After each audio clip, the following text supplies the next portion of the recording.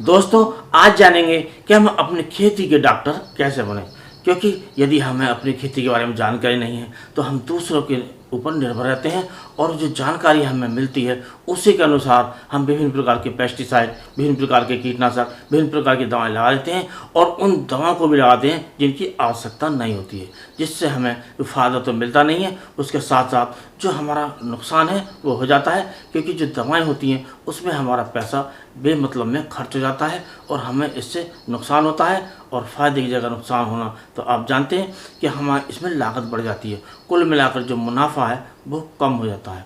तो दोस्तों, हम पिछली बार जो गन्ने की हमने फसल की थी हमारे किसान भाइयों ने, उसमें भी काफ़ी नुकसान हुआ था, क्योंकि पिछली बार जो हमारे गन्ने में जून में और जुलाई में जो रोग आया था वो आया था पोका वोइंग का, लेकिन अधिकतर हमारे किसान दवाएं लगा रहे थे टॉप बोरर की, क्योंकि वो उसे जान नहीं पा रहे थे कि इसमें रोग क्या है। दुकानदार के पास गए कि हमारे खेत में जो गुलार आ गया है, जो अपनी भाषा में कह देते हैं, या उसकी गोब खराब हो रही है, तो दुकानदार भाई उसे टॉप बोरर समझकर उसकी दवा दे देते थे, लेकिन उसका रिजल्ट नहीं आया, उसका कोई काम नहीं हुआ और कुल मिलाकर हमारे किसानों का पैसा भी बर्बाद हुआ और उसका फ़ायदा भी नहीं मिला। अर्थात जो रोग हमारी फसल में लगा था वो क्योर नहीं हुआ, ठीक नहीं हुआ।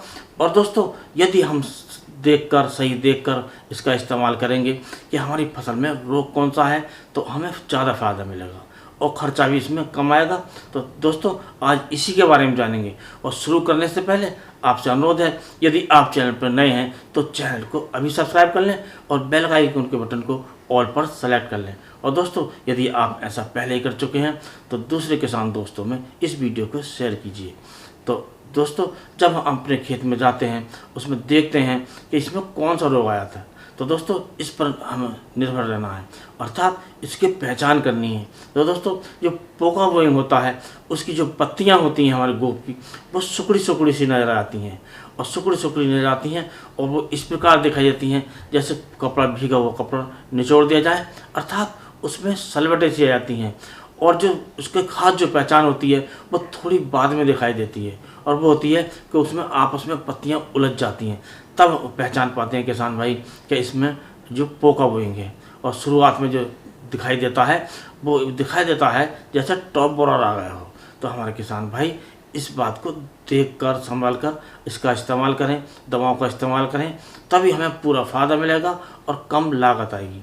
और दोस्तों, इसकी जो पहचान है वो यही है कि गोब को देखें, उसमें पीलेपन लिए हुआ है, सिलवटें सी दिखाई दे रही हैं, तो समझें कि इसमें पोका वोइंग है, अर्थात इसका मतलब है कि ये फफूंदी जनित रोग है।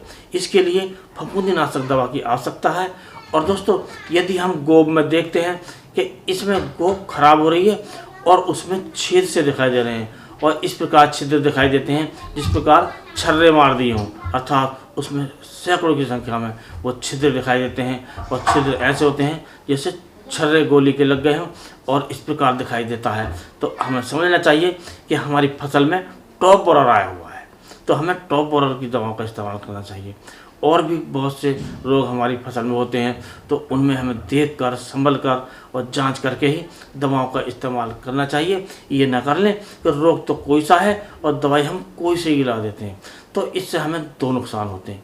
एक से रोग से नुकसान हो जाता है, वो कंट्रोल नहीं होता है और हमारी फसल ख़राब हो जाती है, और दूसरा होता है जो हम दवाई खरीदते हैं उसका हमें फ़ायदा नहीं मिलता है, तो हमारा जो लागत है वो बेकार जाती है, अर्थात हमें दोहरा नुकसान होता है। तो हम इस नुकसान से हमें बचना चाहिए। हमें अपनी फसल को अच्छी प्रकार देखभाल कर और पहचान कर कौन सा रोग है उसी के अनुसार दवाई लगानी चाहिए।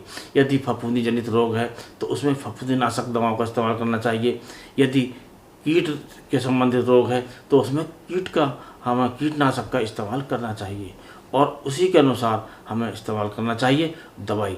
और दवाई के इस्तेमाल करने से हमें इससे ज़्यादा लाभ मिलेगा, अर्थात जो फसल में हमारा रोग होगा वो क्योर होगा और जब हमारी दवाई ठीक लगेगी।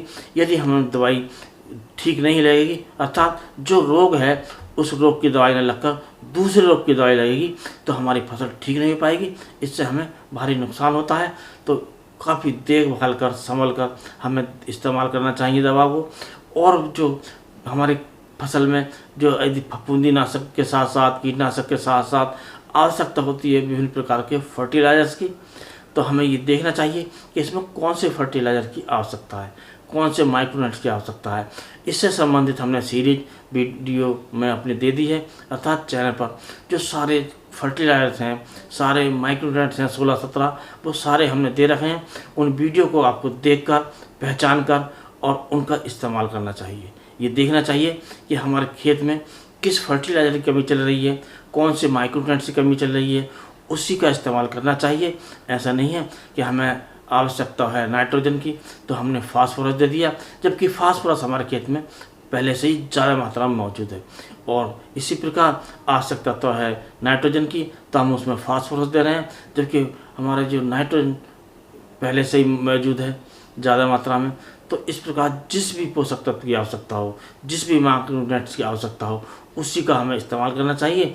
और चैनल पर सारे वीडियो हैं, उन्हें देखकर आप पहचान कर दवाओं का इस्तेमाल करें और जो फर्टिलाइजर्स हैं, जो माइक्रोन्यूट्रिएंट्स हैं, उनका इस्तेमाल करें।